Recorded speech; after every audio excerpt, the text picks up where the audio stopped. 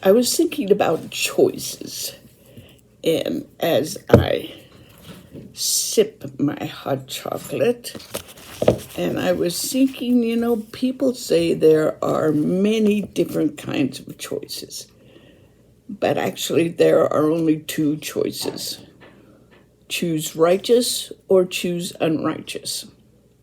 Now, under the categories, there can be several different choices. Under righteous, you can choose good or gooder, best or bester. Under unrighteous, you can choose bad or badder, worse or worser. What choices we make depends on how or where we are on the covenant path.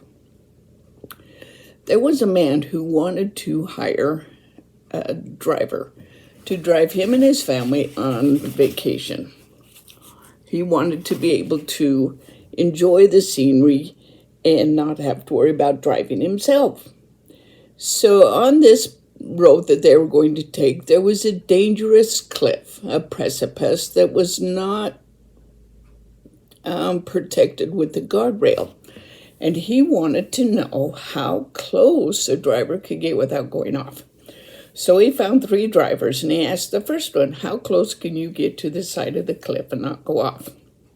The driver said, I can get 3 feet and not go off. And so he asked the second driver, how close can you come to the edge of the cliff and not go over? The second driver felt so much better than the first driver, and he said, I can come within 1 foot of the edge of the cliff and not go over.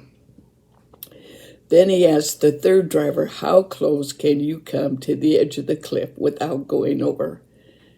And he said, I am going to stay as far away from the edge of the cliff as I possibly can. Well, of course, the man hired the third driver. He wanted to protect that which was most valuable to him. We can protect ourselves by staying away from the edge of the cliff.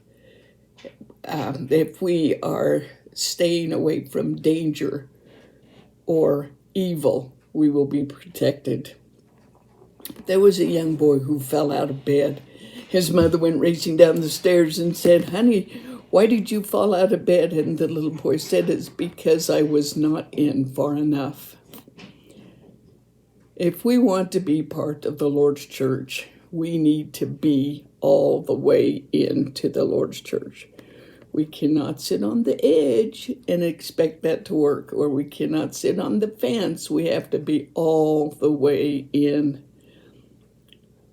And when we do that, we will be part of the Lord's church.